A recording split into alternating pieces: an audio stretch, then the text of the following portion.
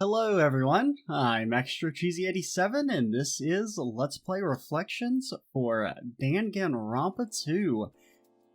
So, in this video we're basically just going to be talking about Danganronpa 2, the game, my thoughts, what it was like to let's play it. We're going to go by chapter, break them down, talk about the interesting stuff, things that stood out to me, things I liked, things I didn't like. It's gonna be a fun time. It's also gonna be a long one. Oh god, I've got like 6 pages of notes, of bullet points. I think the first game technically it's 6 pages and 1 extra line. So over 6 pages of notes for this video. I think I had 4 for the one on Danganronpa 1, and that video was like an hour long.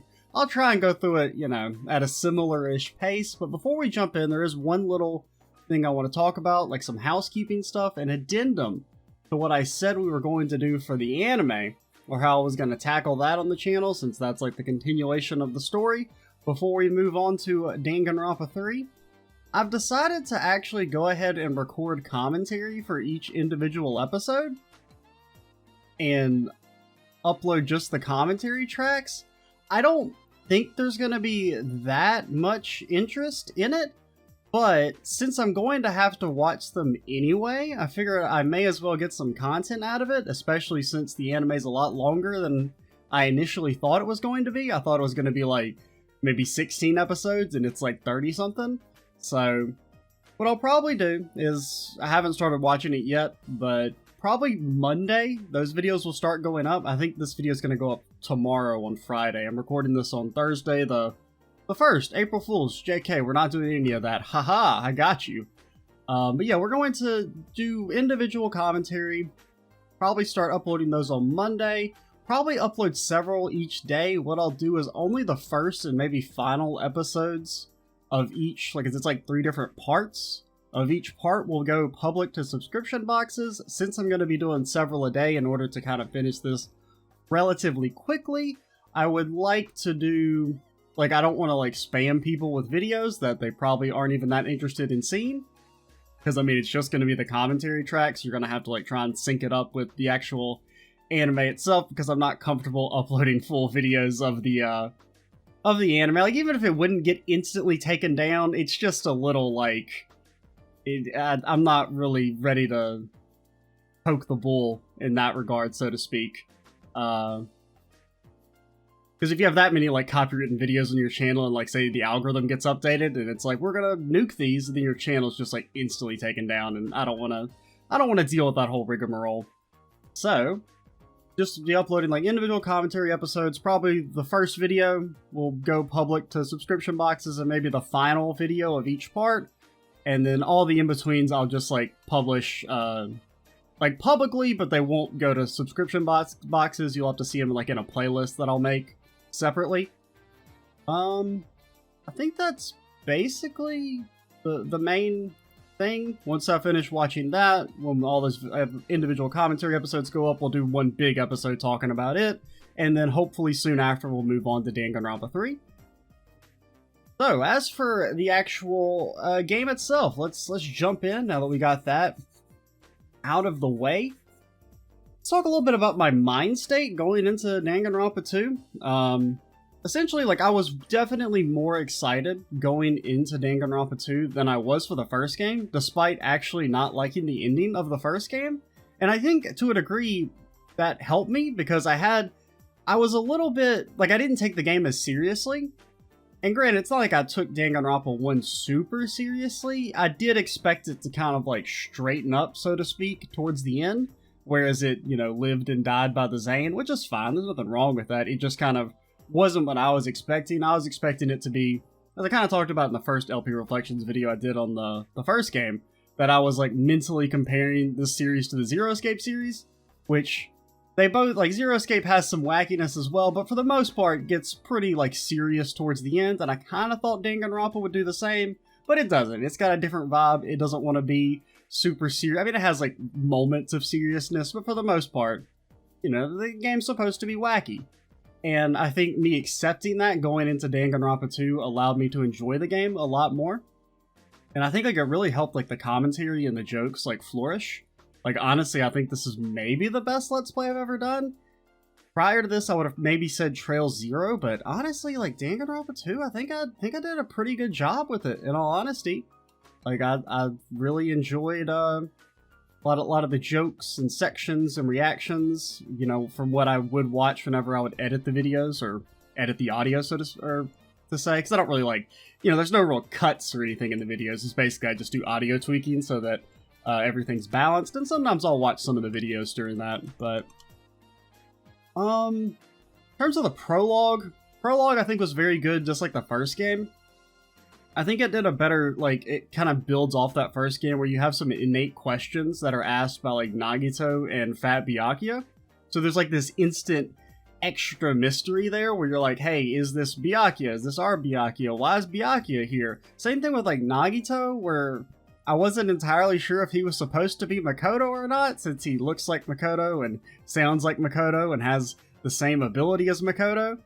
So there's kind of like some innate extra mysteries beyond just, hey, why are we on this island? Why is Monokuma back? That I thought made the prologue extremely engaging, even more so than the first game, which I thought the prologue in the first game was also pretty good. I think that's pretty much it for the preamble. I think now we can start jumping into the actual chapters and breaking those down. So chapter 1, I think it was a very good introductory chapter, and I actually think I liked it more than the first chapter of the first game. It's not really a fair comparison, though. I will kind of admit I probably am going to compare each chapter from the first game and this game, but I do want to preface it by saying it's not entirely fair because this game kind of builds off the first game, and like the chapter 1 of Danganronpa 2 is able to be more complex than in the first game because you're already familiar with the game's logic. You know, it assumes you've played the first game, so you're more like, they don't have to keep the kid gloves on, so to speak, I guess. So the actual murder scene itself I thought was really good. I like it when they use chaos as like a misdirection tool, which I think the first murder does a very good job of that, where like, you know, the lights go out and you almost kind of like you know something has happened, but you don't even, it takes a little bit before you realize that, hey, someone who was here is not talking anymore. What happened to Byakuya? And then when it's actually revealed that he's been stabbed under the desk, it's a pretty good moment. It wasn't like super, like, I just like the kind of like, I vaguely remember, because granted chapter 1's the one I remember the least because it's been like probably 2 months since I played through it, and I haven't seen the videos themselves in like over a month or so, or probably like 2 months. But like I do remember being kind of like forgetting about Byakuya just because of the chaos, which is cool. I do have 2 major issues with chapter 1, the trial in particular, which is this is a moderate issue. The moderate issue is the unresolved issue of Mikan, where there's so much shit that makes her suspicious that is never really addressed, and they never really explain or pursue this odd behavior of hers, which is when she acts out of character. The biggest thing is during the blackout, when everyone that's in the room like kind of freaks out, and like Mikan's character up to that point is portrayed as this like kind of meek, scatterbrained, you know, she screams and gets frightened very easily. Yet during the blackout, when every other character is freaking out, Mikan doesn't say a single word the entire time, despite being in the room, which that's so suspicious to me, and they never explain it. They never even bring it up, which is what's also super weird. And then this is like a more of a minor nitpick than anything, but like the picture that Mahiru takes where you can see Mikan like fucking scowling like she's an evil lady, and that was never really explained. Like, I mean, I guess you could say it's foreshadowing for chapter 3, which is what I choose to believe. But, and also like her clumsiness, like it felt like the clumsiness was like a typical, like, you know, I kind of had a read of Mikan's character right from the start, right? You know, she's the, you know, like the clumsy, shy, introverted character that actually wants to murder people. You know, like the clumsiness is as like a misdirection from her true personality, kind of like Celeste in the first game, where she had that whole like sweet princess act, but was obviously, you know, pretty fucked up mentally. So you could kind of see that coming, but they never really addressed that in Chapter 1, which kind of annoyed me, because that was the reason why I thought she was definitely the killer. Really, it was mainly the blackout thing. Like, the fact that she never talked during the blackout, and they never even addressed that, kind of rubbed me the wrong way. And I'm not saying that just because that happened, she should have had to be the killer. I just wish the game had addressed that in some form or fashion. If they'd been like, hey, wasn't this kind of suspicious? And then maybe they played it off like Byakuya in Chapter 2 from the first game, where he seemed like he was the killer. There was a lot of evidence pointing towards him, and it was like logical for you to think that, but there ended up being some extra information revealed that made him not the killer. Like, that would have been fine if it was just like she was suspicious, but she wasn't actually the killer. But making her suspicious and then never actually having any suspicion thrown on her in the trial itself kind of rubbed me the wrong way. But the biggest issue I had with Chapter 1 is Ibuki's quote-unquote perfect ears. So, like, the final piece of evidence that reveals Teru as being the killer is the idea that he was able to stab from underneath the floorboards. And the reason you don't instantly suspect Teru is because you hear his voice in the room during Ibuki's, when she recollects everything that happens with her quote-unquote perfect ears. That is how she describes her ears, as being perfect. And despite having perfect hearing, she is unable to tell that Teru's voice is coming from below, which I felt like should have been super obvious. Like, even just, there's not even like a line like Teru sounded like he was further away, or anything like that. It felt like it was a lie of omission, because if someone's underneath, it would be pretty noticeable. So that being like the final like big twist in the case was that, oh, he wasn't actually in the room, he was underneath. That's why you could hear his voice. It just kind of bothered me, because the game kind of lies to you and tells you that Ibuki has perfect hearing, and so you kind of assume that she's telling the truth. That, you know, she's not lying to you on purpose, of course, but it's like the game is lying to you by omitting this, what should have been important evidence. At least that's how I felt about it. I do like Chapter 1 though. Like, Teru, I didn't suspect him in the slightest, partially because I felt like the lie of omission, because I don't know how you would cover up him being able to be in the room, and it felt way more likely that Mikan had somehow quickly left the room, done the murder, and that's why she never reacted, despite it being in her character, and then made the big display of tripping and showing herself off to like be like, haha, I was here the whole time, like to make a big grand entrance, you know, like that just made way more sense to me than Teru being underneath and Ibuki not noticing that he was underneath him. So, but yeah, I mean, granted, I think the early chapters always kind of have a bit of a benefit when it comes to like hiding the killer, just because you have more potential suspects. You know, you've got 14 potential suspects in Chapter 1, and it slowly gets easier over time, just because there's less people alive. I did like the, oh wait, no, that's a line for the other chapter. What else do I have written for Chapter 1? Oh yeah, I did like the introduction of Nagito as being a bad guy. Like, that was really well done. The kind of subverting your opinion of Nagito, where he comes across as this nice, cheerful dude is like Hajime's friend, and then it comes out that he's pretty much okay with murdering all of us. And it's the start of Nagito's long and interesting story as he climbs up the power rankings over the course of the game. I think that's about all I gotta say about Chapter 1. That's probably the one I have the least to say about. Really, main beef is just Mikan not being the killer when I felt like there was so much evidence pointing towards her that the game doesn't acknowledge. And I didn't like the whole Teru just couldn't be heard underneath. Or Ibuki couldn't tell that he was underneath, even though I feel like that would be super obvious. Because if you've ever heard someone, if they're like working underneath like the house rafters, it's very obvious that they're not in the room with you, you know?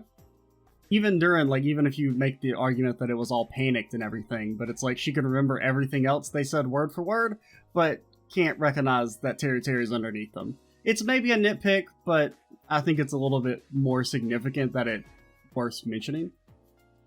Chapter 2, I'm conflicted about Chapter 2 and Chapter 3. I think Chapter 2 is probably the worst chapter. It's still good. I do want to clarify that. I think all the chapters are good. I just think Chapter 2 is the least good of them all. It has some stuff going for it, but it also has some other stuff going against it. Honestly, maybe Chapter 3 is worse. I haven't fully decided. The things I did like about Chapter 2 is the video game section was neat. It was kind of like a fun little... I mean, I think it made the chapter stronger, but the trial weaker, which is something we'll talk about in a second.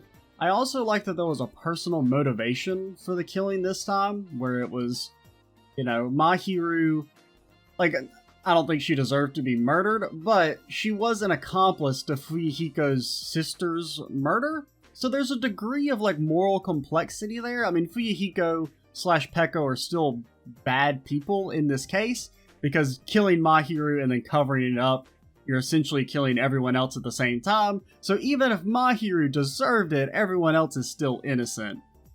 So you're a bad person for killing her. Like, even if she had actually been the murderer, whoever killed Mahiru would have still been in the wrong just because of the way the class trial rules work. So, like, while I liked the video game storyline, I thought it was neat to play through, I thought it weakened the class trial because, I mean, I gotta mention it, the swimsuit gravel prompt is garbage. And it's not just that one, I think it's all of them. Like, the whole first hour of the trial is devoted to the video game plot subline, when really not that much of it is important. A lot of the questions regarding the video game plot are not actually important to the trial. Most important is the swimsuit gravel prompt that has no function. They go through this whole rigmarole of trying to figure out how girl E killed Fuyuhiko's sister, or whoever, I don't remember the names, but, well, you know, which girl was which number or letter. But, you know, how the girl killed Fuyuhiko's sister and got away with it. Like, they go through that whole thing, and then it never goes anywhere. Like, they do the swimsuit gravel prompt, which is, you know, of course, garbage and doesn't make any sense whatsoever. And then they immediately pivot and never talk about the video game stuff again. It's like, why even have this prompt? It's horrible logic and completely unintuitive, and it doesn't even serve to progress the plot at all in the trial. It's just there to waste time, basically. So that's like one of the biggest problems with the Chapter 2. I think maybe the trial, I don't know. The trial kind of holds Chapter 2 back, but the actual investigation, it does have some benefits to it, and the motivations behind it were cool.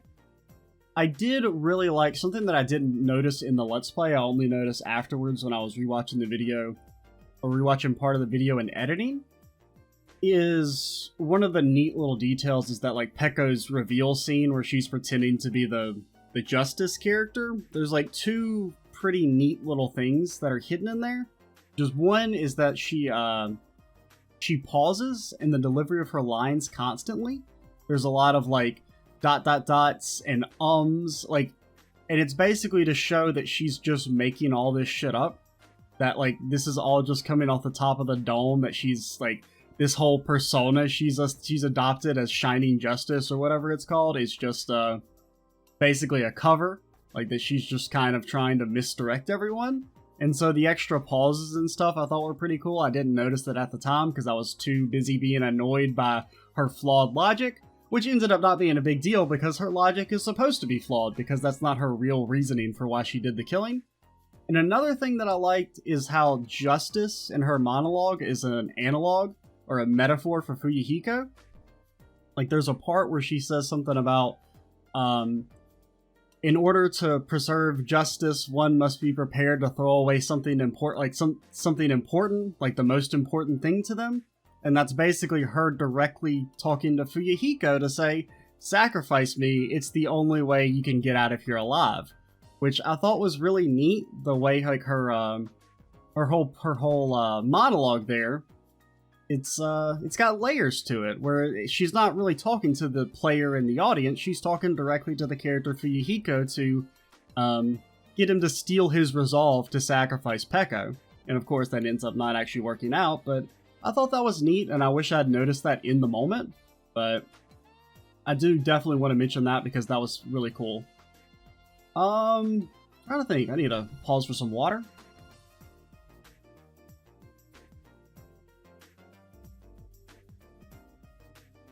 Okay, we're 20 minutes in. We're a third of the way through the game, so...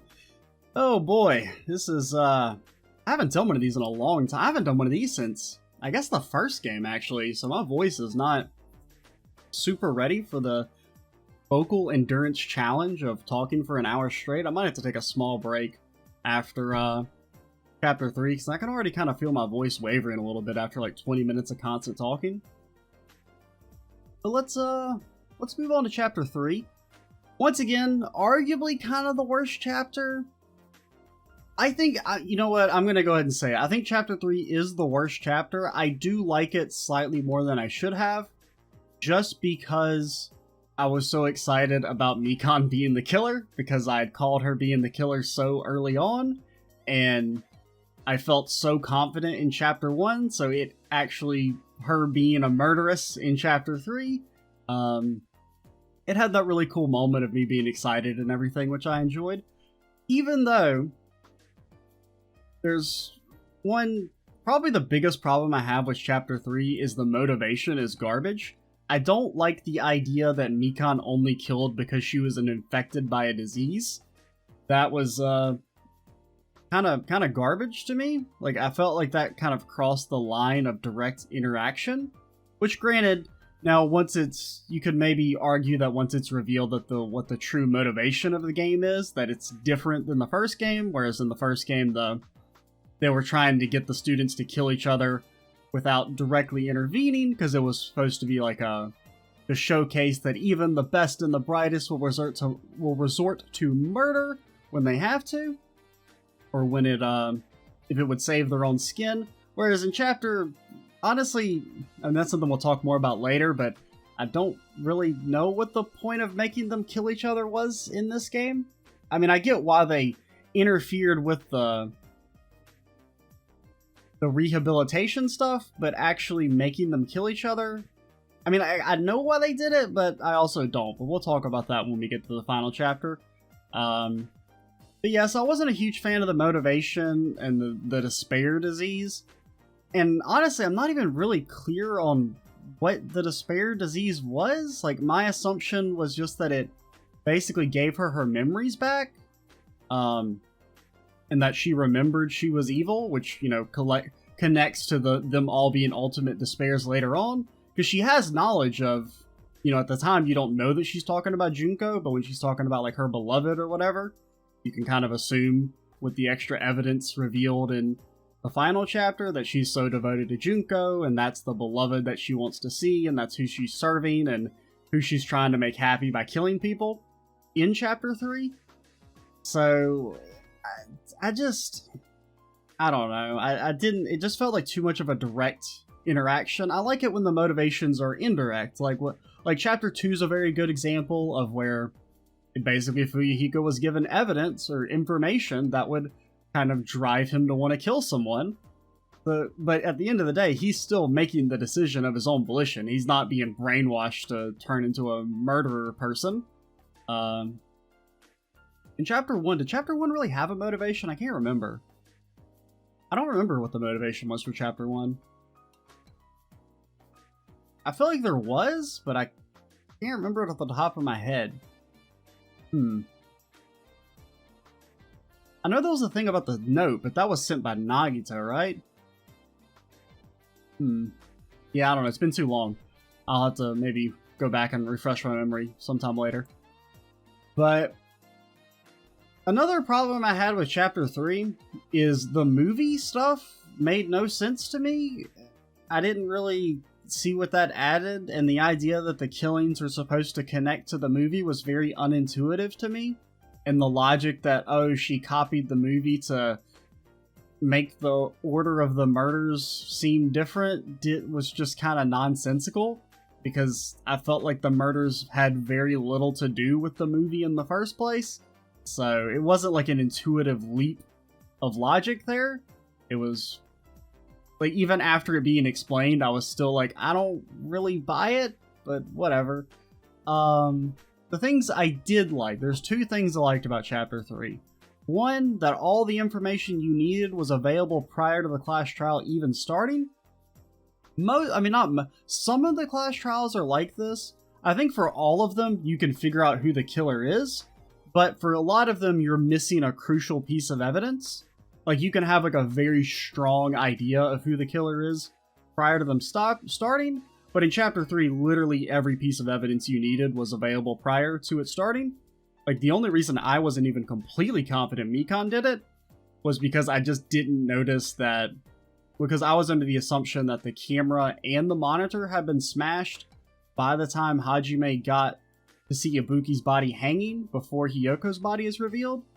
And I didn't notice that actually when he comes back the second time, there's extra debris there. That is the camera being smashed, that the camera was smashed later. And I just assumed that it was, they were broken at the same time, because the art of the debris looked similar, but it's actually different, which I thought was neat. So like, literally all the information you needed was available. So that's interesting. I wouldn't want every trial to be like that, because at the end of the day, if you do solve the trial before it starts, then the trial's a little boring, which is kind of what Chapter 3 was like. Because I was like, I knew Mikan was the kid. Well, there was at least that one piece of evidence that I didn't 100% know the answer to. So there was some doubt in my mind about Mikan, but just because I could not solve that question. But if I had noticed that, then the trial would have been very boring, because it's just like, hey, I know Mikan did it, and I know how she did it pretty much. So it's kind of like Chapter 3 from the previous game, where I can't remember if you had all the evidence you needed to know that Celeste was the killer, or if I just had like a really strong feeling. I think it was a mix of the two. But like the whole time, I just remember it being a little bit boring, because I'm like, I know Celeste is the killer. She's the only one that makes any sense. So I think for the most part, it's better if you have crucial information in the trials themselves, but every once in a while it is neat to have it be like to have all the evidence you need outside of the trial. I think we're gonna pause for a second for me, because I can already kind of feel my voice wavering a little bit 27 minutes in. This is also my first time, well, it's not the first video of the day, but it's my first time recording in several hours, so we'll take a small break and I'll be right back. Alright, we're back. Though I think there was one final thing I wanted to mention for Chapter 3 before we move on to Chapter 4. I did like in Chapter 3, the biggest thing I enjoyed, I don't know if I mentioned this or not, but it started the Fuyuhiko redemption arc, with him joining the team and becoming a lovable member of the party, and it also got rid of the worst character. Yeah. Yeah, I guess I could keep it ambiguous. Who knows? Who could the worst character be? Who am I referring to? Because technically 3 characters died. It's Mikan. It's Mikan. She's the worst character. Yeah, let's move on to Chapter 4. Probably the second best chapter, but the class trial itself is kind of bad. That's my take on Chapter 4. I really liked the escape room theme and enjoyed all the references to the Zero Escape series, like with the Final Dead Room. I'm a massive fan of Zero Escape, as I say all the time. So that was really neat to me. I quite enjoyed it. I also really liked the switch to Nagito's perspective, and it gave the chapter a nice change of pace. Especially since the investigation does kind of drag. It's like 2 hours long. It's like twice as long as every other investigation.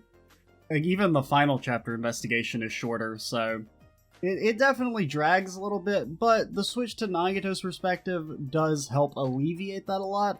I kind of liked the the idea of different characters kind of sharing information, like having limited information between the parties was kind of cool.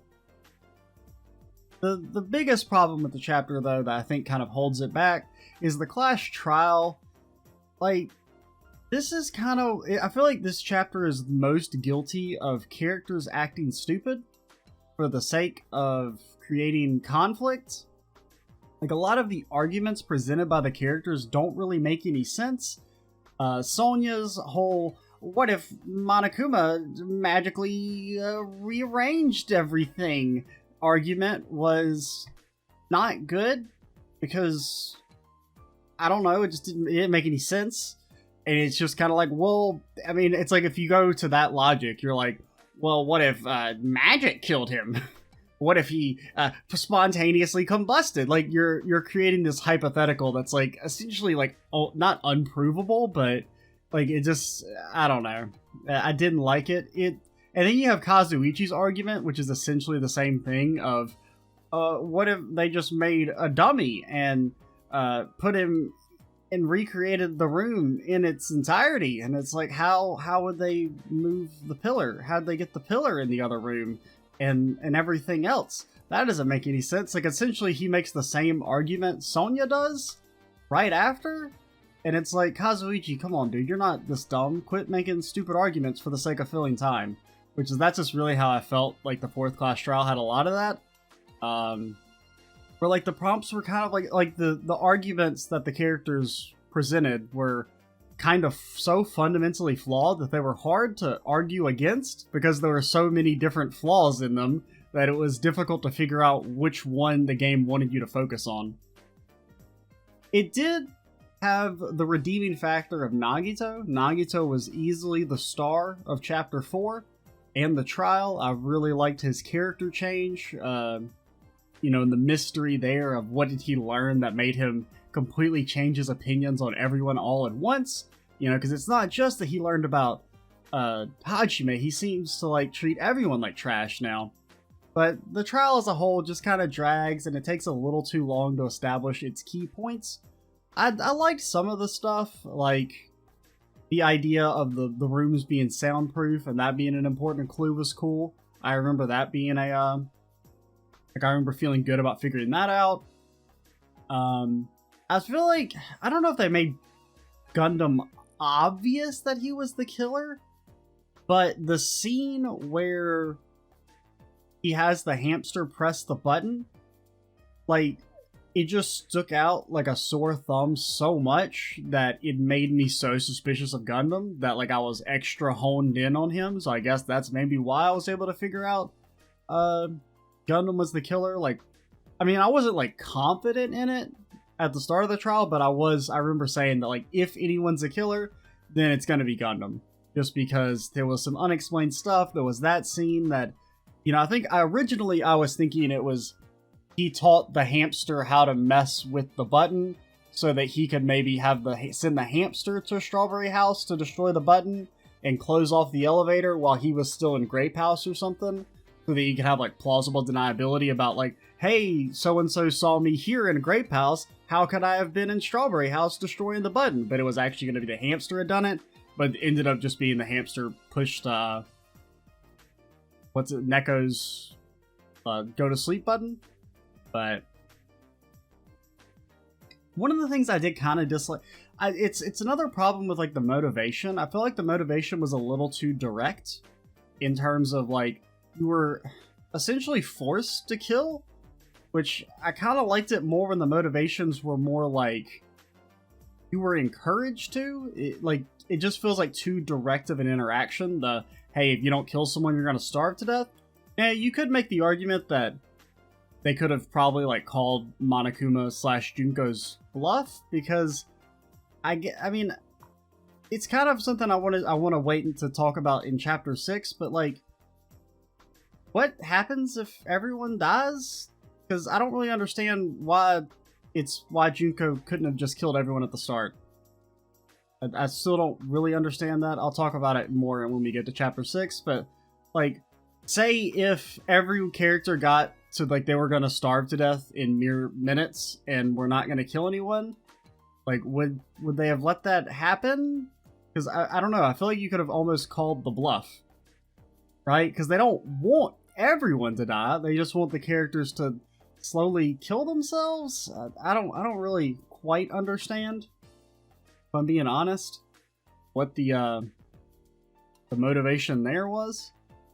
Or like, you know, why did they have to slowly kill each other? I mean, I get like introducing the antagonism so that they don't become friends and achieve hope and get rid themselves of despair. Like, you want to kind of throw a wrench in the rehabilitation project, and I can see how being forced to kill each other progresses that, but if you killed everyone at the same time, like, doesn't that accomplish the same thing of just stopping the whole experiment, and then you could take over their bodies before Makoto and the gang even got there?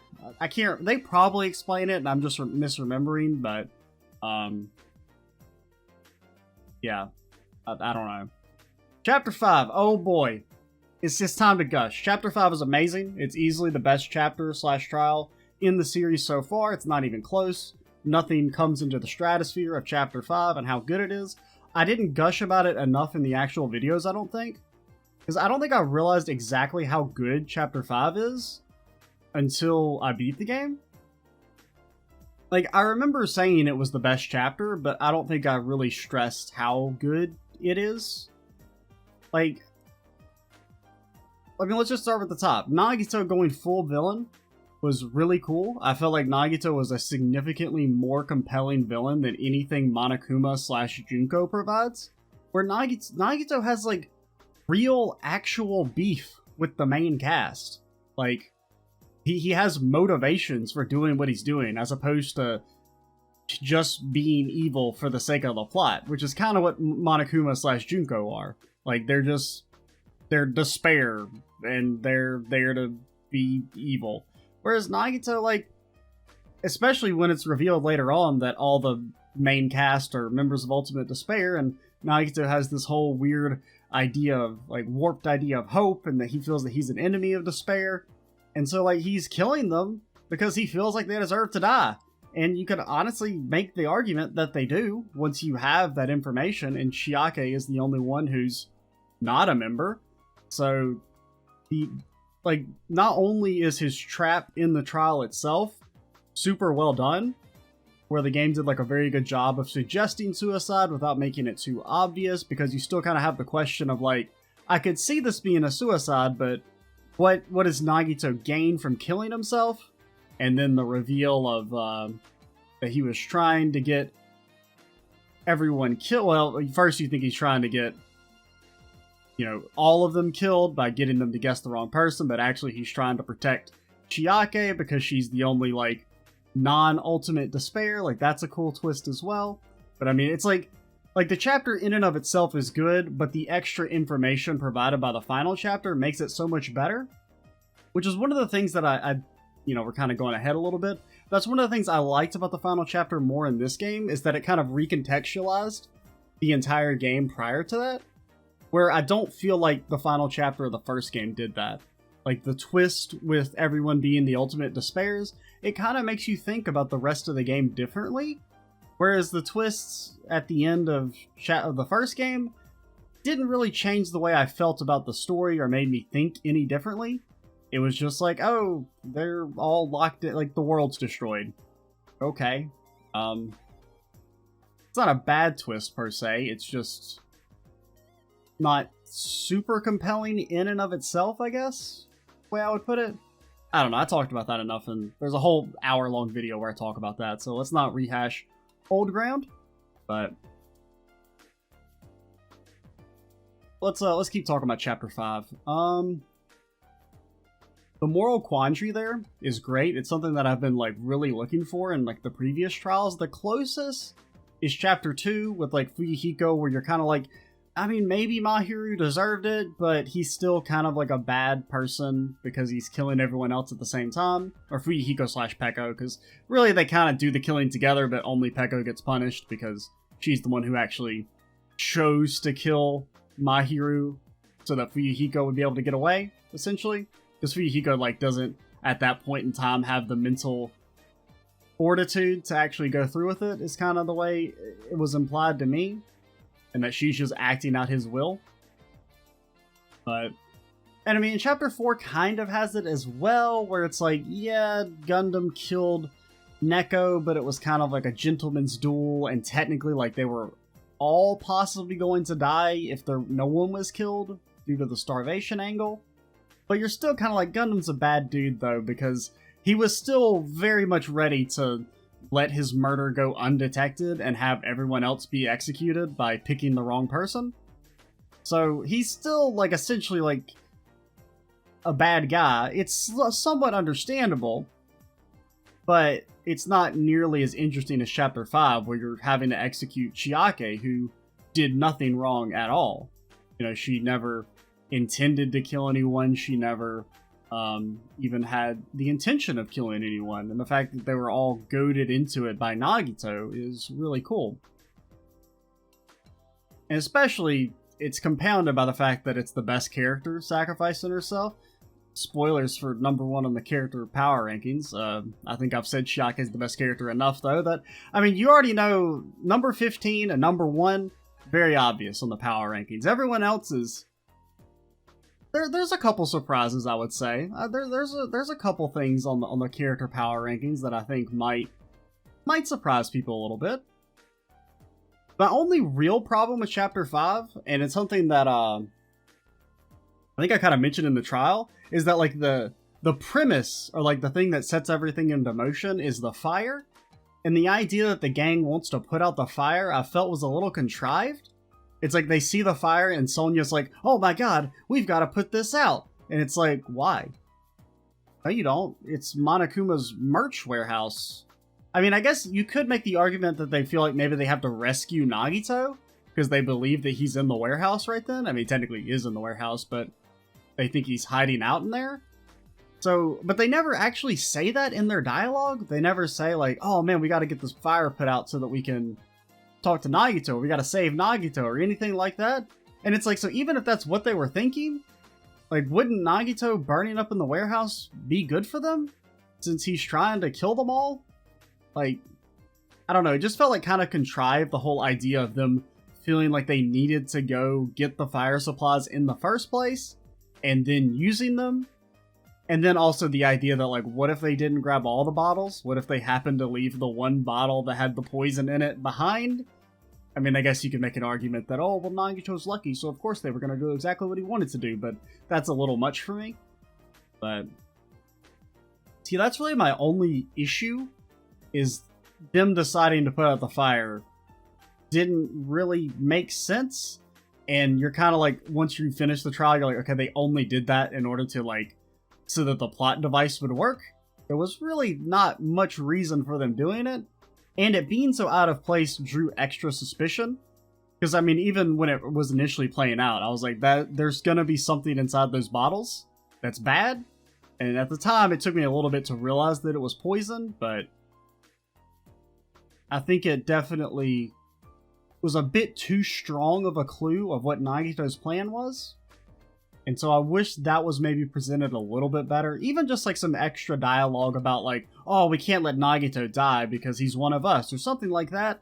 If they had, like, made it clear that that was the reason why they felt like they had to put the fire out. Honestly, like, one of the things I also like about Chapter 5 is that it's just a better version of Chapter 5 from the first game. Like, significantly better. Because, I mean, I've talked at length, not at length, but I've mentioned several times about how Chapter 5 in the first game is my least favorite. Which is kind of funny, because when I originally played through it, I don't remember disliking it. It wasn't until, like, I beat the game, and those videos of Chapter 5 were going up, and I was kind of rewatching them, that I was like, this chapter sucks. It's bad. It's not any good. Because, well, they break their own rules, and...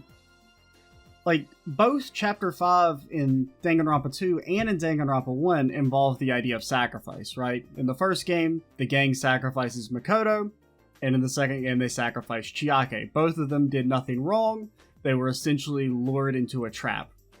The reason it works so much better in this game, I found, is that A, the trap was set by a student. It wasn't Monokuma / Junko interfering into the game itself. It was something that Nagito did completely of his own volition. And the decision to sacrifice Chiake was drawn out. It was made by the group. Chiake encouraged them to do it. Whereas in the first game, it's kind of like at the last minute, they're just like, Makoto must have done it. And then everyone's like, yep, fuck Makoto. And Makoto doesn't even get to really defend himself. It's not a, well, if someone has to, we have to sacrifice someone and Makoto volunteers for it. It felt less like a sacrifice in the first game and more like a betrayal. Whereas in the second game, it was, we hate to do this, but it's what we have to do in order to keep moving on. Is we have to sacrifice Chiake so that everyone else can survive and maybe make it out of the game alive. So I felt like it was just so much better than in the first game. And it kind of was like, it worked more like the way I wanted Chapter 5 in the first game to work, where basically the team is like united at that point. They come together after they choose to let Chiake be the sacrifice. And the gang is like woven together at that point. Whereas in Chapter 5 of the previous game, like, you just kind of threw Makoto under the bus, and you never really feel like there's those bonds of anime friendship like you do in this game. Which, I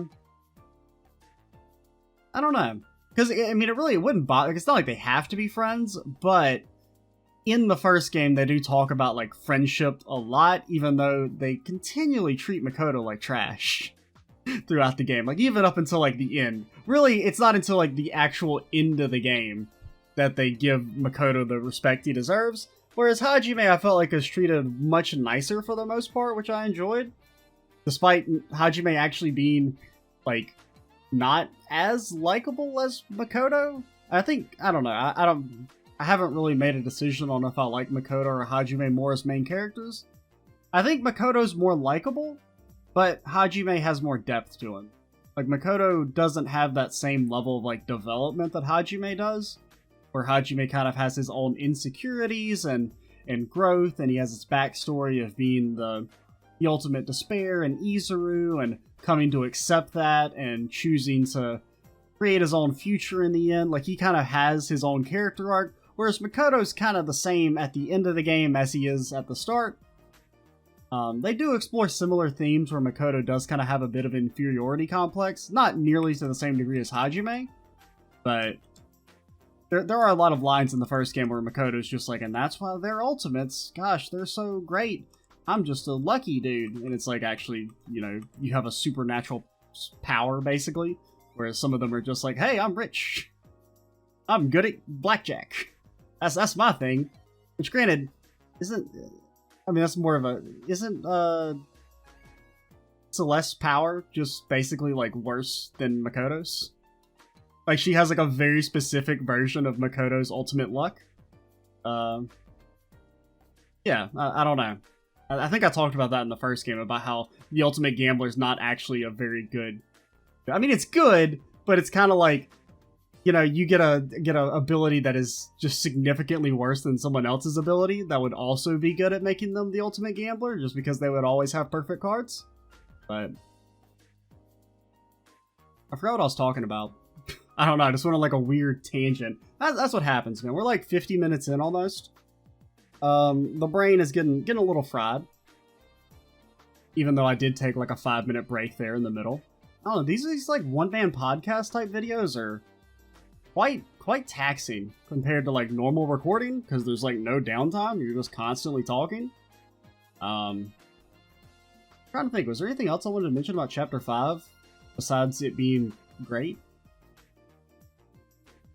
I don't think so. I think we're gonna move on to Chapter 6. Overall, let's take a sip of the sauce.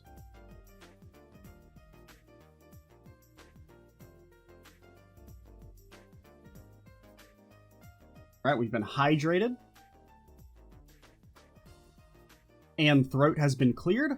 Overall, Chapter 6, good. Is good. I enjoyed it. I thought it was a better final chapter than the first game. Now, I will say part of that is because I had a different mindset going into it. Oh, that's something else I wanted to mention about Chapter 5. One of the reasons I think I also like Chapter 5 so much is that I was more jaded going into it, because I remember Chapter 5 in the last game kind of sucking because they like betrayed their own rules. And so I was kind of thinking that like maybe that's what's going to happen in this game, but no, I mean they stuck within the bounds of their own rules, which I really enjoyed. And so like my jade and cynicism going into Chapter 5 of this game ended up making me like it even more when the trial ended up actually being super, super good.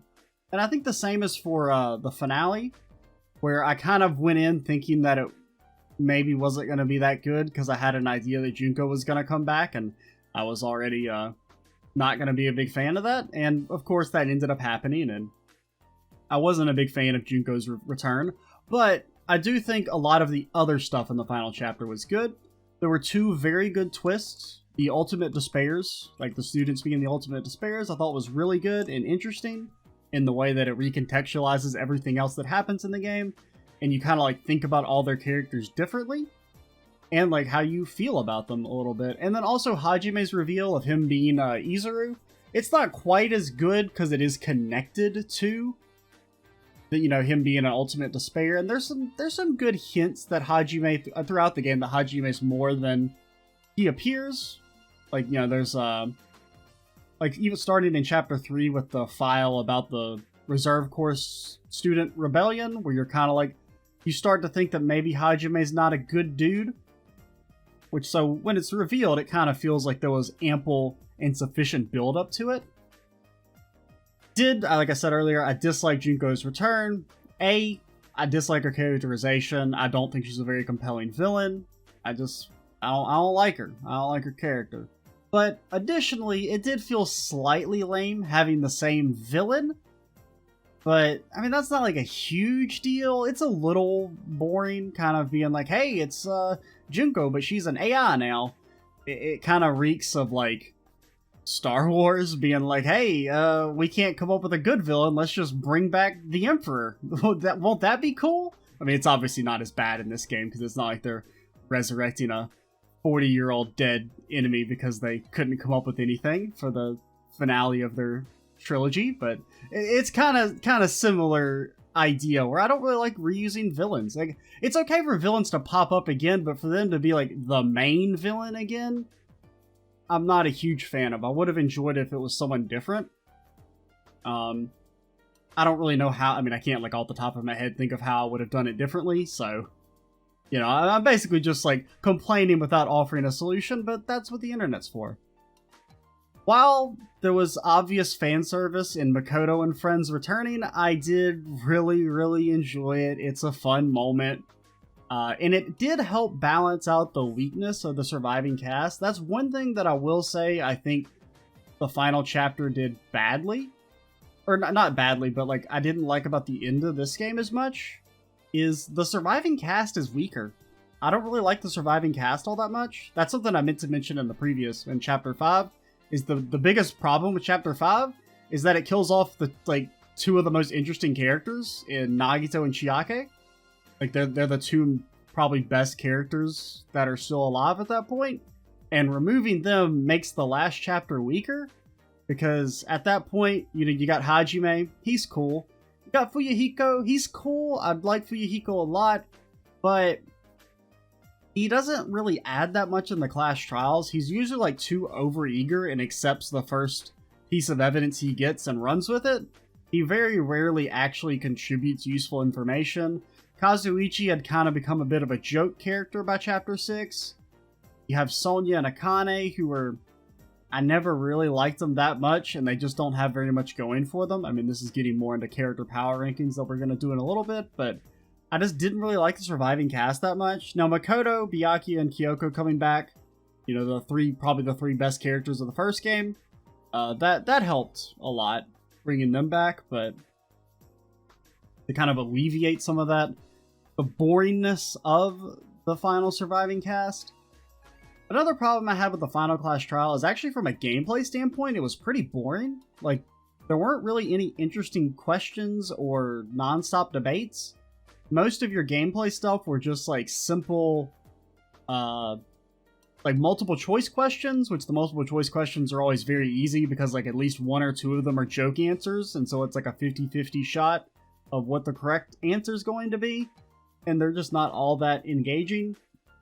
And most of it was just kind of like Junko monologuing and telling everyone what happened, which is fine. There's nothing wrong with that. I mean, I have no problem whatsoever with getting a 60-minute monologue about what exactly happened. I mean, I love the Zero Escape game, and Virtue's Last Reward has like a 90-minute one of those at the end of... Actually, it's like a 2-hour version of that at the end of it, where they just explain the entire plot, and I enjoyed it a lot. So there's nothing wrong with it, but it was a little like, whenever you would have to actually play the game, it was kind of like, this just feels like a tier, because they were like, well, we can't not have any gameplay during the final chapter, or the final class trial. Because, I mean, it was really like, there was a few logic dives, which... The logic dive, I mean, the minigame is not that fun. The idea of being asked, like, multiple questions and having to branch off in the paths is okay, but when there's only, like, 3 options, it's a little too easy. Like, even though you do kind of have to quickly figure it out, but... like, the timing aspect makes it a little bit more interesting, but... For the most part, when you're given 3 questions... a little too... like, it's not that interesting. Trying to remember what else I wanted to say. But yeah, just the gameplay stuff I felt like... Because, I mean, there were also some gimmick stuff, like... the sequence where you're blasting all the different Izurus, or the very end where... not Makoto, Hajime turns on his aimbot, or and he has, like, the infinite slashes, like a lot of the gameplay stuff was more just kind of gimmicky, as opposed to actually engaging. I liked the video game VR stuff, actually, even though it's a bit of a cliche. I mean, there's nothing wrong with, my opinion on cliches is that things are cliche for a reason, because they can be kind of neat, and I enjoyed it. I thought it fit well into the story that they presented. And I liked how they made it visually interesting, like the whole final chapter where it's like the simulation is breaking down and there's all the glitches and everything. I thought that was cool from like an aesthetic design standpoint, so I enjoyed that. And then the final thing is I really enjoyed the final question like Junko presents, which is, whether to graduate or repeat. And it's way more like complex of a question in this game than it is in the first one, where in the first game the question is, hey, do we stay in the shelter where we know we're going to be safe for all time, or do we risk it that maybe this lady's just lying to us? And it's like there's a bit of a quandary there of like, do you choose assured safety or the chance of something greater? Whereas in this one, the idea of like, if you choose to, I can't remember which one did what, but if you if you choose to graduate, then like Hajime, for example, would essentially like cease to exist, and everyone else, like, they would get to keep their personalities and their memories of this time, but they would risk losing all their friends to Junko's mind control. So like there's some interesting stuff there in terms of what they need to do. Like the actual question Junko proposes is like has some depth to it, or more depth to it than it did in the first game. So I enjoyed that. But I'm trying to think. I feel like there was one other thing I wanted to say. Like there were layers to it that I enjoyed. Whereas in like the first game, it was kind of like, do you want to stay here where you've been miserable, or do you want to leave? And everyone's just like, yeah, I want to leave. See ya. And then they kill her. Like there's not really a lot of complexity to it. Whereas in this game, it being like, well, Hajime like essentially kind of dies if he were to follow through with it. Now, of course, they initiate secret option C and get the best ending and blah, blah, blah, but the question as it's presented originally is kind of interesting. And that kind of brings up another thing that I was mentioning earlier, though. Like, I still don't really know what the point of the game was, of, like, this killing school trip, of, like... Because I feel like once she had hijacked it, I know she couldn't kill them directly, but... Because they do state that. But couldn't she have just put them in a position where they would have all just died, and then as soon as they all died, she could have taken over all their bodies before the Future Foundation could have like arrived and done anything before Makoto and them could have interfered. So I don't really know why they prolong it. I can't remember. I know the bomb is important. I can't remember what the actual timer was for. But wasn't the timer just a time when Makoto and them would come? I really don't remember what the reasoning there was. Because, I mean, her end goal was to take over the Ultimate Despair's bodies, right? So that she could take over everyone's minds and become infinite, she is Legion type stuff. I guess there was something about she wanted to trap Makoto and them in the simulation as well. So I guess that's why they prolong it. Yeah, I guess that makes sense. As kind of like a to get some revenge, and also they're probably the only ones that could stop her. Yeah, that makes sense. I don't know if that's the actual reasoning they present, but that makes sense to me. I'm gonna roll with it. Because part of me was kind of thinking that while I was coming up with the talking points for this, it's like, why didn't Junko just kill them all as soon as possible? Especially when I was thinking about Chapter 4, where it was like, the motivation there is that if you don't kill someone, everyone's going to die, but she doesn't want everyone to die. She wants to keep some of them alive. So I feel like they could have just called Junko's bluff in Chapter 4, and then just, like, starved to death, and then at the very end, they would have to be like, well, shit, we don't, if they all die, we kind of, like, lose the plan is messed up. So I feel like she wouldn't have actually let them starve. Kind of like how I felt about Chapter 5 in the previous game, where I felt like once it was apparent that Monokuma was breaking his own rules, if the entire cast had just, like, boycotted the trial and been like, hey, we're not going to participate anymore since you're obviously not, like, you've broken the contract there. And that's kind of like the point of the original game, or the original killing game in the first game, was that it was to showcase that, hey, even the best and brightest will eventually kill each other to save themselves. And so them banding together there would have, they would have kind of called the bluff and proved them wrong, and showcase, like, because then Monokuma had chosen to kill all of them, they would have broken their own rules, and the whole experiment would have kind of failed, so I feel like they would have had to have forced their hand. I mean, I talked about this I talked about it better and more coherently in the original video, but I think that's basically everything I have to say about the final trial, since we are well over an hour. And we haven't even gotten to power rankings yet, which I've actually written more for each character than I did the first time, so that might take a little while. Let's do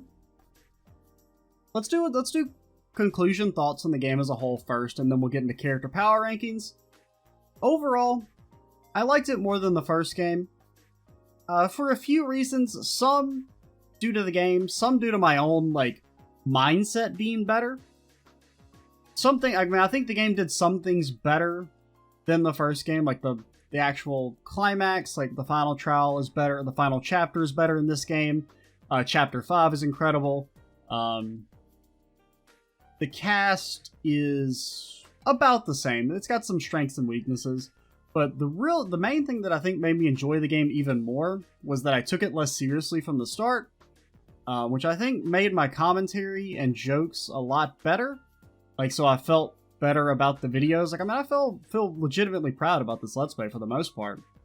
And so there's kind of like a positive feedback loop of encouragement there, where I would record a video and be like, oh, that felt really good, and then I'd be able to carry that enthusiasm into, like, the next recording session. And I was also, like, happier and more enthusiastic since I knew people were actually watching this series.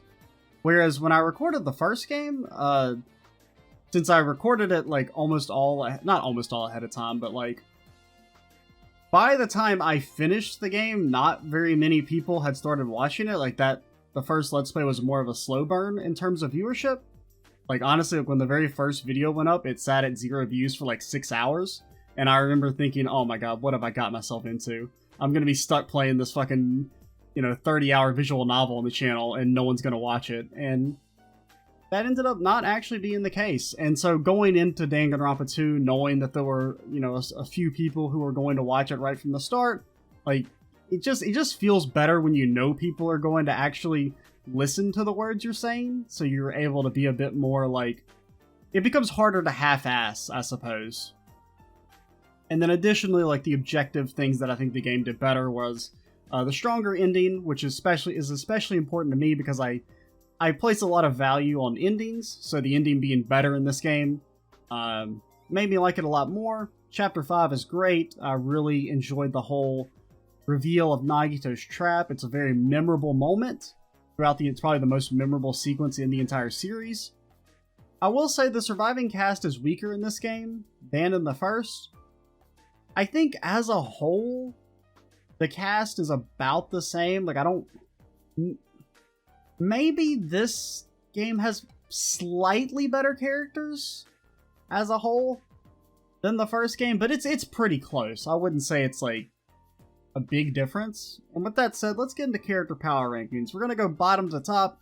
Hajime's not included. If he was, he would probably be in the top 5. I don't really know exactly where I would place him, but let's get started. 15, you already know, it's Mikan. Don't like her. Enough said. She's a bad lady. I knew she was a bad lady from the start.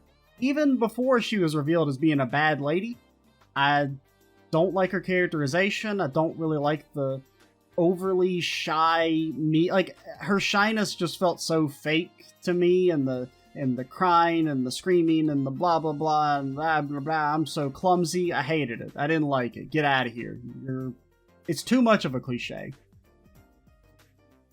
Also, Danganronpa community needs to get its shit together, because I looked at the Steam achievements for Danganronpa 2. Mikan has the 3rd most completed report card based on Steam achievements. What the hell is wrong with you people? That's crazy. Like, you're telling me Mikan's sitting at a 20% completion rate and my boy Fuyuhiko's down here at 10? Neko's at 11? Get out of here. You're crazy. Actually, Fuyuhiko's at a 14. But, like, Neko's down at the bottom. Frickin' Byakuya's down at the bottom. Kazuichi's down at the bottom. Fuyuhiko's at the bottom. Get out of here. You're insane. Especially considering Mikan dies in Chapter 3. So it's like some people actually mainlined Mikan to finish her report card? Get out of here. Get out of here. Number 14. Previous ranking. Also, I do want to mention that I did include some previous rankings, because I did do a rough power ranking back at the start of Chapter 4. So, number 14 is Mahiru. She used to be number 12. Mahiru is, honestly, you could make an argument she's the worst character because she is so boring and forgettable. The reason she dropped down lower is entirely because when she pops back up in the, like, when Hajime's all being delusional, standing outside the entrance to Hope's Peak Academy, and when all the dead characters are showing back up, when Mahiru showed back up, I forgot who she was. There was like a split second where I'm like, who is this character? That's an indictment. That's that you're boring. Get out of here. You're flat. No one likes you, Mahiru. Number 13, Peko. Used to be at rank 13. I liked Peko initially, but you know, they don't go anywhere with her character. She doesn't have much development. She dies early. I didn't really like her obsession with Fuyuhiko. It makes sense in character because she's like brainwashed from birth to be his eternal servant, but I still didn't really like it very much. I don't know. I just feel like they don't do very much with her character. So, not really too much to say. She just kind of dies early, isn't all that interesting. She's probably one. I mean, granted, I also have to preface all this with, this is only based on the character free time events that I did within the game. I'm sure some of the characters that are ranked low I would enjoy more if I had done their free time events, so this is just my personal impressions on having played through the game in the way I did it. With the exception of Mikan, she's bad regardless. I don't care how good her free time events are. She's an awful character, and you can't change my mind. And I'm not just saying this to be funny. It's not just a running joke. I'm completely serious, okay? Number 12, Akane. Used to be number 11. As a surviving cast member, she never really did much. And all of her dialogue are basically just variations of, I'm mad, and I'm gonna beat you up, and then with the occasional sexual innuendo. That's Akane's character in a nutshell, and considering she lived until the very end, them not really doing anything with her makes her rank a little bit lower. Like, she loses some spots because of it. Just because if you're gonna be in for the entire game, you gotta have some sort of character arc or development, I feel.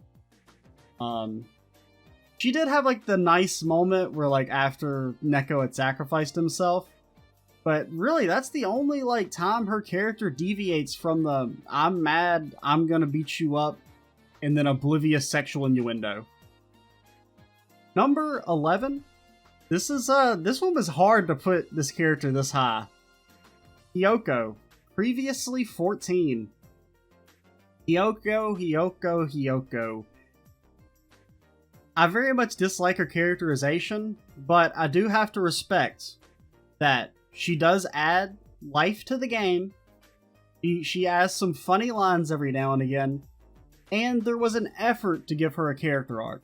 Now, it is cut short, basically, by her dying in Chapter 3, but she gets more of a character arc than some of the characters get who live for the entire game. Akane and Sonya. Cough, cough. Akane and Sonya. That's pretty much all I have to say. I just didn't really like the kid-like characterization that much. Like, I'm just not a big fan of that, like, cliche of anime character of the sweet little girl character that's actually, foul-mouthed and evil. It just doesn't... I don't like it, personally. There's nothing wrong with it, per se. I know some people do, but, that's different kicks for different folks. Number 10, Teru previously was number 9. Despite being in such a little amount of the game, Teru was actually pretty memorable for me. And he also gets some bonus points for being the only character that I never suspected of being a killer.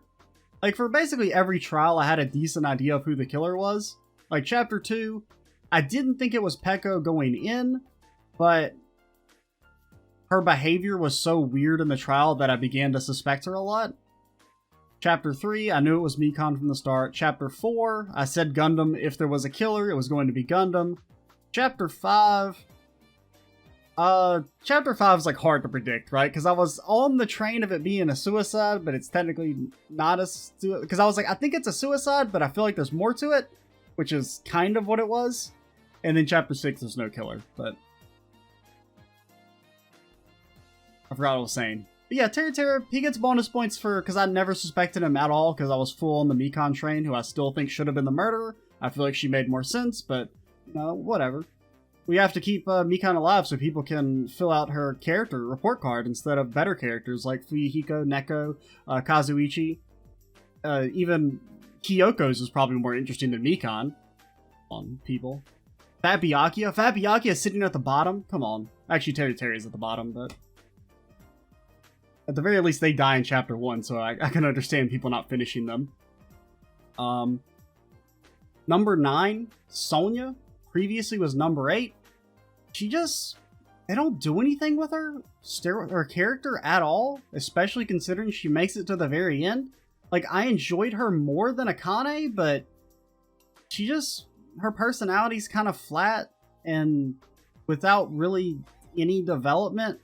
I mean, the closest thing she gets is, like, after Gundam dies. She's kind of... I don't know.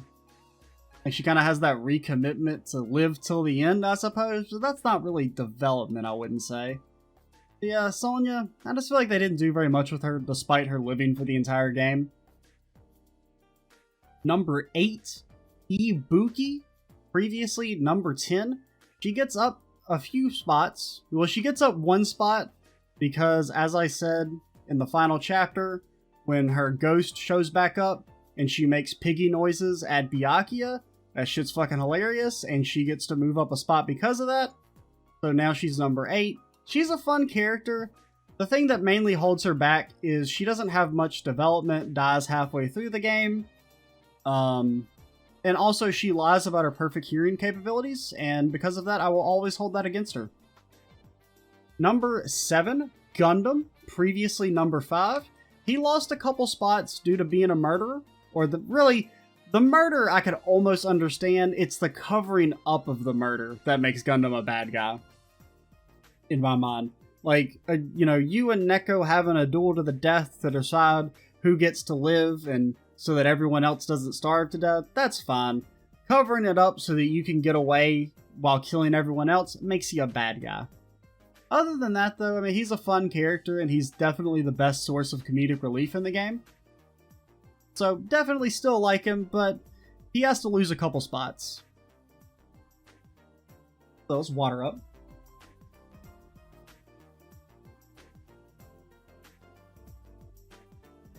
Oh, the voice is definitely starting to go out, but we're going to push through and finish. We're so close to the end. We're 47 minutes into this second half of the recording. Number 6, Fat Byakuya, aka the Imposter, previously was number 4. I mean, he still has all the fun of Byakuya. The main thing that holds Fat Byakuya back is I was really disappointed the imposter angle never went anywhere, and it was just a fake out. Like, on one hand, I can appreciate that it's like they kind of suggest that there's this deep mystery there, and then they're like, nah, he was just a dude who dressed up as another dude. And the fact that they never actually explored that anymore was a little lame. I would have, because I mean, there's a lot of stuff they could have done with that, and they didn't do anything with it, so it, because I mean, like, the idea initially of Byakuya, like, showing back up is really interesting, because you have all those questions of, why is Byakuya here? Is this Byakuya? Does he remember everything from the first game? You have, like, why is Monokuma not saying anything about Byakuya being back? Like, you have, like, a lot of initial questions, and then the fact that all that was just kind of, like, a joke on the player. I wasn't a huge fan of it, but I still enjoyed his scenes. I feel like, honestly, if I had to redo it, I would put him below Gundam, actually. So let's revise that. Byakuya's number 7, Gundam's number 6. But I still like Fat Byakuya. And he did have the best moment of uncontrollable laughter at the very start of the series when I noticed Fat Byakuya. That was great. I love that moment. That's probably like one of my favorite moments in the series. But number 5, Kazuichi. Previously, number 2. So a bit of a fall for our boy Kazuichi. He basically loses spots because he kind of becomes a joke character in the last chapters, which I wasn't really a huge fan of. They kind of just turned him into Toko, which, like, his obsession with Sonya goes from like a quirk to his main defining character trait, and I wasn't really a big fan of that. And also, honestly, he very rarely adds anything in the trials and is often more of a source of conflict than anything. Like, he's more often arguing with Hajime than adding his own important information. He does have very good characterization and great free time events, though. So he still gets a high ranking, but I do dislike the way his character kind of devolved in the last 2 or 3 chapters. Number 4, Neko. Nekomaru, aka Mekomaru. Previously, he was number 3. He's just a great all-around character. He values the strength of the group. He doesn't hesitate to sacrifice himself for Akane. He doesn't necessarily have that much of an arc or development, because he's kind of like, he's a good character from the start.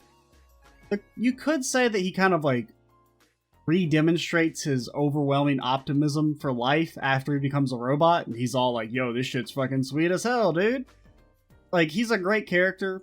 The main thing that kind of holds him back is the lack of, like, a real character arc, or development, which I do value a lot when it comes to characterization. He does have, those defining moments, though, like sacrificing himself for Akane without, like, a moment's hesitation, and kind of choosing to duel Gundam, like, honorably, when he could have probably gotten away and, blown the whistle, so to speak. But yeah, great character, just he's missing that little bit of extra sauce to put him at the top. Number 3, Fuyahiko, previously was number 6. He's got the best free time interactions of the ones I did. He's got the most developed character arc, that's both, you can see it play out in his free time events and in the main story itself. It's kind of a cliche character arc of like, dude who doesn't like the party ends up liking the party. But it's still compelling. Cliches are cliches for a reason. You know, these character archetypes and tropes are reused because they're good in the first place. As long as you can, you know, you use the cliche well, I think cliches are fine, as long as you don't overuse them. But the only real detractions I have for Fuyuhiko is that he essentially gets Mahiru killed, even though you could maybe argue that Mahiru deserved it, which I don't really think so. I don't think being an accomplished murderer is deserving of the death penalty. And granted, I mean, he did kind of cover it up, which would have essentially killed the rest of the party as well, so he's a bit of a bad dude for that, so that holds him back some, but I still like Fuyuhiko. He's a bro. I really, really enjoyed his free time events. Yeah, and granted, he also doesn't add that much to the class trials either. More often than not, he's wrong, and he kind of pursues, like, false lines of reasoning a little too hard, but he's always trying his best, usually. Now, here's the big upset. Number 2, Nagi Boy, previously at number 7. So quite the run-up for old Nagito. Nagito, like, at one point was probably, like, at the bottom of the character power rankings in, like, chapter 1 and 2. And slowly, over time, he climbed himself up to the tippy top. He's the most interesting character in the series, like, bar none. He's extremely compelling. All the way from that initial twist of him being crazy in chapter 1 to him laying his trap to get everyone but Chiake killed in chapter 5. He was always doing interesting things and making moves, and you were constantly like, what's Nagito up to? Oh boy, I wonder what Nagito's going to do. Like, he was just this great source of spice to the story. And I really liked his, like, friendly antagonism throughout the entire game, where you're kind of like, I hate this dude. He's always doing evil shit, but he's just so nice to us all the time. So, like, I really kind of like that friendly antagonism, and obviously the trap in Chapter 5 is brilliant. The way he utilizes his luck, and the way it's recontextualized, where you learn that, like, he's actually actually doing the right thing, almost, by killing the Despairs and trying to save Chiake is really cool. I enjoyed the way his, like, personality shifted in Chapter 4, and the way he's eventually kind of vindicated for his actions in the final trial, when you learn that he's essentially just trying to kill the ultimate Despairs, and to a degree, they deserve it. No, Nagito's, he's great. I loved him. Big fan. He's a great example of a villain. If Junko was more like Nagito, I think this game would have been very, very good. I mean, it's already very, very good, but that would have taken it to the next level. If Junko was like a compelling villain, oh boy. Oh man. Oh god. I can't imagine. Essentially, Nagito, he's this high up despite not being a super... I mean, he is likable, but despite being a bad dude for most of the game, he just adds so much to the game that I feel like he's super important. And then number 1 is Chiake. I mean, previously she was at number 1. Of course, it's Chiake. I mean, she's super helpful. She's nice the whole game. She never says a bad thing about anyone. She's extremely competent. She's actually probably the only competent character besides Hajime. I mean, yeah, honestly, I think she's... Everyone else is, like, kind of useless, but Chiake's always there to help out. That's really probably my biggest, like, complaint with the cast as a whole, is I feel like not very many of the cast members were good at solving mysteries.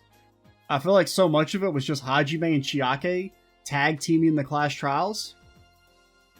And it's, like, super relevant or super evident in the final class trial where Hajime says everything.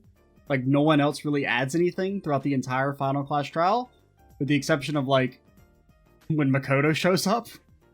Other than that, it's just Hajime, because the other characters just aren't very good at solving stuff. But another thing I really, speaking of kind of Chiake being competent, is I liked how she was helpful and kind of knew stuff without it being quite on the nose like Kyoko was in the first game.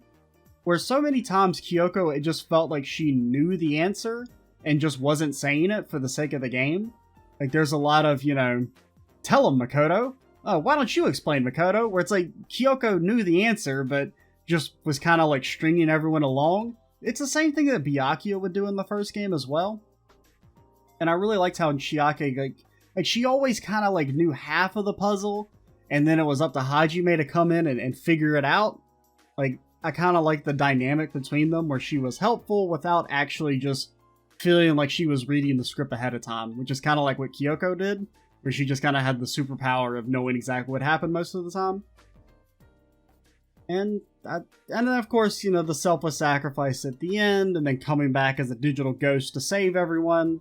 It's got to be Chiaka. You got to give some respect on her name. Even, which is kind of funny because I was a little jaded about Chiaki at first because she, you know, my initial impression was she's the gamer girl waifu character, and to a degree she is the gamer girl waifu character, but, you know, she does some good stuff. Conclusions. We're finally getting to the end. We're at like 90 minutes. We'll try and do this quickly. The game's great. Game good. Me like game good. Words break down. I had an immense amount of fun let's playing it. I enjoyed sharing all my reactions and thoughts and jokes, and I hope people had a fun time following along. And if you didn't, well, that's okay too. You know, if I ever say something that like annoys people, like just let me know what it is that I said. You know, because honestly, I would much rather receive like a negative comment that I can kind of respond to than someone just be like, I didn't like that you said this thing. But I do look forward to watching the anime, which I'll probably start doing next week, and commentating those episodes, and maybe people will watch that. I highly doubt there's going to be much interest, but since I'm going to be watching them anyway, I may as well just go ahead and record some commentary for them and some initial reactions, if only for the benefit of myself. And I'm looking forward to playing through the third game very soon. The timeline in my head is maybe in like 2 to 3 weeks we would start it. There's not going to be an actual Let's Play to replace Danganronpa 2, I don't think. I think I'm probably just going to roll with 2 for the time being, because Trails Azure still looms on the horizon of its like murky release date this month. You know, it was supposed to come out last month. Well, it wasn't supposed to come out last month, but that was the kind of hope, was that it would come out in March, or the translation would come out in March, but apparently the team ran into extra difficulties with bugs in the patch. And that's something that like I do want to, like, that Let's Play does have priority over everything else, just because getting a video out on the day the patch is publicly released is pretty important, and plus I just want to play it a lot because I love the Trails games. And I've been stuck in 6 months of purgatory because I can't play any of them else because I'm still waiting for the better translation. Yeah. Anime commentary should start going up on Monday, probably. Probably post maybe 3 or 4 a day once we get started. So we can finish up in about 2 weeks. Overall, loved the Let's Play, had a ton of fun doing it. I'm glad people seem to enjoy it, and they watched me make my way through the series. I've had a ton of fun playing through the Danganronpa series, even though sometimes, you know, maybe I come across as like a little jaded. I do truly love the game and the series as a whole. I'm looking forward to experiencing more of it, and yeah. I'm Extra Cheesy 87. Stay tuned for the next Let's Play. And bye, guys.